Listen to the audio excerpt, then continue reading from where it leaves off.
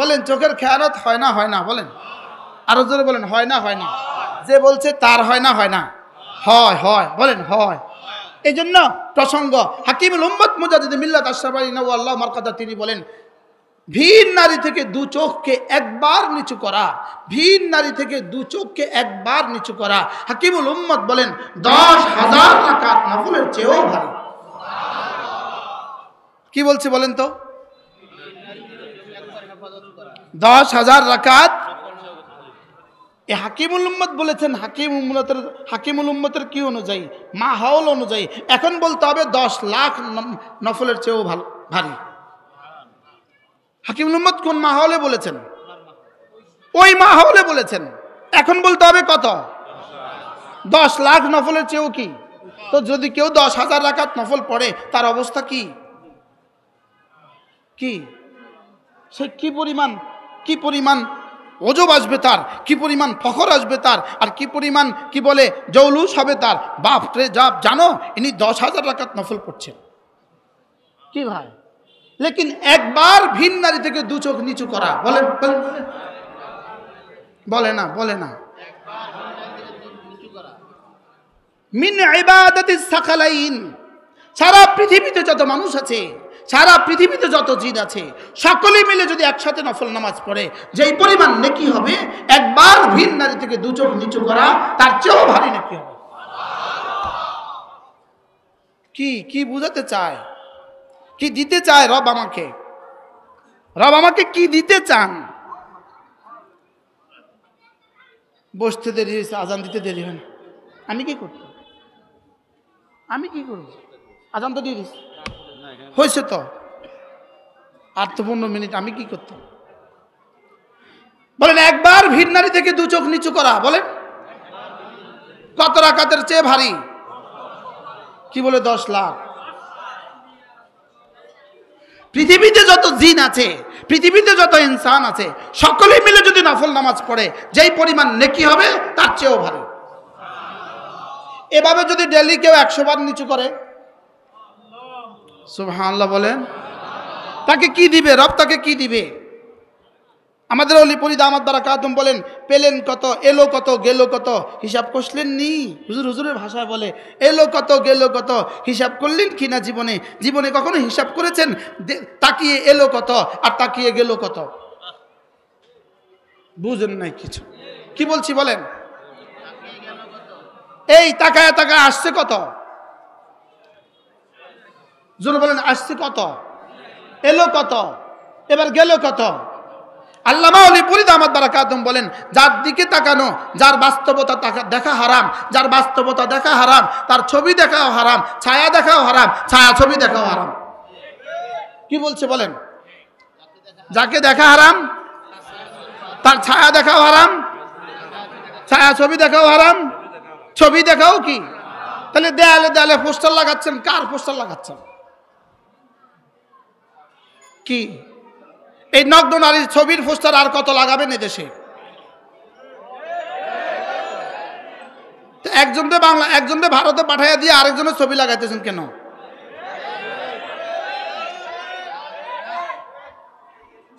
লাগাইতেছেন তো 80 বছরেরটা লাগান, 30 বছরেরটা লাগাচ্ছেন কেন? এক্সকিউজ মি, কি বলছি বলেন না? আজকের বাজারেরটা লাগান, 30 বছর আগেরটা লাগাচ্ছেন কেন? এটা কি বুঝাতে চান? কি বলে হুজুর এই ওয়াজ এখন আর দরকার নাই। তো এই ওয়াজ যদি না হয়, এই ওয়াজ ছাড়া ঐক্য হবে না। আমি মনে বুঝাইতে পারি না। যদি আমাদেরকে বলেন এরা ঐক্য করে না কেন, কিসের উপর আমরা ঐক্য করতাম? আমরা ঐক্য তো করবো এক পয়েন্ট, একটা চুল আমরা ছাড় দিব না। আর কি বলছি বলেন? এক চুল আমরা কি দিব না বলেন? এক চুলও তো আমরা ছাড় দিব না। সেখানে এত বড় বড়গুলো ছাড় দিতাম আমরা না? তো ছাড় না দিলে ঐক্য হবে কেমনে? কি এই জন্য ঐক্য হবে ইমানের উপরে, ঐক্য হবে ইসলামের উপরে, ঐক্য হবে আকীদার উপরে, ঐক্য হবে মাসালার উপরে। আমাদের ইমান ঠিক, আমাদের ইসলাম ঠিক, আমাদের আকীদা ঠিক, সব ঠিক হয়ে যদি আমাদের সাথে কেউ আসতে চাও, ওয়েলকাম। কি বলছি বলেন? ওয়েলকাম, শুভেচ্ছা, স্বাগতম, শুভেচ্ছা। আর যদি আমাদের ইসলামের সাথে, আমাদের আকীদার সাথে, আমাদের মতাদর্শের সাথে, মুহাম্মদুর রাসূলুল্লাহ সাল্লাল্লাহু আলাইহি ওয়াসাল্লামের মতাদর্শের সাথে, আমাদের ইসলামের সাথে যোজন যোজন দূরত্ব রেখে যদি শুধুই সিল মারার ব্যাপারে আমাদের সাথে ঐক্য করতে চান, তোমাদের এই ঐক্য থেকে আমরা একা থাকা ভালো। কারণ আমরা আমাদের ঈমান নিয়ে মরতে চাই। আমরা আমাদের ঈমান নিয়ে কি বলেন? আমরা আমাদের ঈমান নিয়ে কি চাই? আল্লাহ, কথা আমার দূর চলে গেছে না?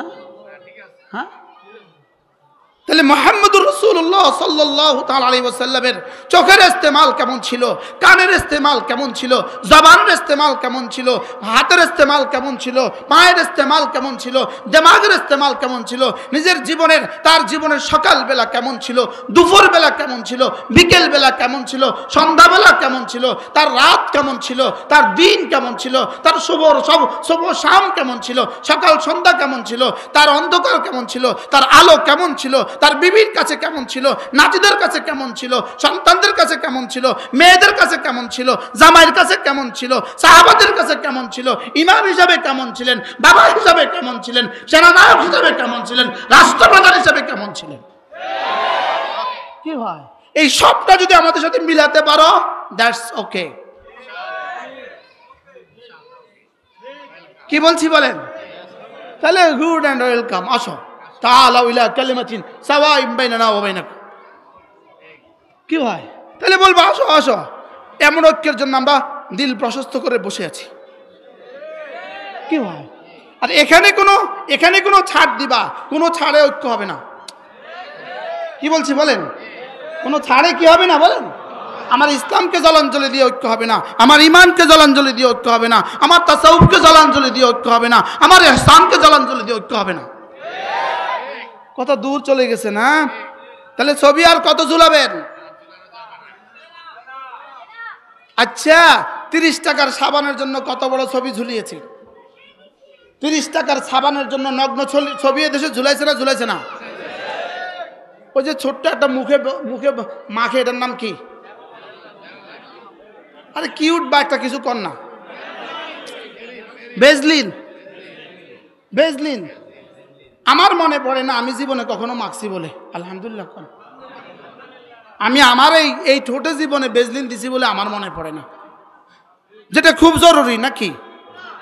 বুঝেন না কথা? যেটা খুব জরুরি না, কিন্তু এই জন্য এদেশের শহরে শহরে, গ্রামে গ্রামে বড় বড় 70 ফিট আর 80 ফুট আর 120 ফুটের, হ্যাঁ কি বলে এটাকে, আরে ভিউ নিকট ভিউ আর দূর ভিউ, এরকম বড় বড় বিলবোর্ড আর নগ্ন নারী আছে না নাই বলেন? আপনি কি মনে করেন এই শুধু কিউট এটা বিক্রির জন্য এত বড় নগ্ন ছবি দেওয়া হয়েছে? না, এই কিউট বিক্রির জন্য নগ্ন ছবি দেওয়া হয় নাই। এই কিউট বিক্রির জন্য নগ্ন ছবি দেওয়া হয় নাই। শুধু এই সাবানের জন্য এই নগ্ন ছবি দেওয়া হয় নাই। এই নগ্ন ছবি দিয়েছে শুধু এই জাতিটাকে ধ্বংসের জন্য। কি বলছি বলেন? এই নগ্ন ছবি কেন দিছে বলেন? শুধু জাতিকে কি করার জন্য? আমার সাথে আপনি দ্বিমত পোষণ করতে পারেন, মতের স্বাধীনতা তো আপনাদের আছে। দেখুন, আপনি কল্পনা করেন একটা কিউটের সাথে এত বড় নগ্ন ছবি হবে কেন? একটা সাবানের সাথে এত বড় নগ্ন ছবি হবে কেন? এগুলো দেখার কি এদেশে কেউ নাই? কি হয়, এগুলো দেখার কি এদেশে কেউ নাই? আজকে আমাদের আল্লামা, আমাদের বাইতুল মুকাররমের জাতীয় মসজিদের খতিব আল্লামা আব্দুল মালিক দামাত বারাকাতুহুম, এই মানুষটাকে এই জাতি চিনে নাই। আল্লামা আব্দুল মালিক দামাত বারাকাতুহুম, সারা পৃথিবী যদি 3 জনকে আলেম ধরা হয়, একজন ধরা হবে আল্লামা আব্দুল মালিক। লেকিন দুর্বৃত্তরা, বাংলাদেশের কিছু দুর্বৃত্তরা মামলা ঠুকে দিয়েছে তার নামে। নাউজুবিল্লাহ বলেন। ওরা মনে করেছে ওলামাদের বিরুদ্ধে মামলা করে করে আমাদেরকে দমিয়ে দেওয়া যাবে। ওলামাদের বিরুদ্ধে মামলা করে করে করে করে করে তারা শেষ পর্যন্ত তবলিগ করবে। আচ্ছা, ওলামাদের বিরুদ্ধে মামলা করে তোমরা যেই তবলিগ করবা, এই তবলিগ শেষ পর্যন্ত কোন মানুষটা করবে? মনে হয় বুঝেন নাই। হ্যাঁ, যেই মামলার আসামি আব্দুল মালিক সাহেব 1 নম্বর আসামি। কি নাউজুবিল্লাহ জানেননি? নাউজুবিল্লাহ। এই তবলিগ শেষ পর্যন্ত কে খাবে? আমাদের নোয়াখালীতে একটা, আমার মা ছোটবেলা একটা গল্প কইতো। এক বেটা কুলি ছিল। কি ছিল বলেন? কুলি ছিল। তো কুলি সমনষ্ট হয়ে যাবে, থাক অপ্রাসঙ্গিক, বাড়াল সমনষ্ট হবে আমার। কি বলছি, শেষ পর্যন্ত তোমাদের তাবলীগকে কিন্তু জাতি বলে দিব, নেই খাएंगे। জোরে বলেন না ইনশাআল্লাহ। কি বলবে জাতি, কি বলবে বলেন? শেষ পর্যন্ত জাতি বলে দিবে নেই খাएंगे।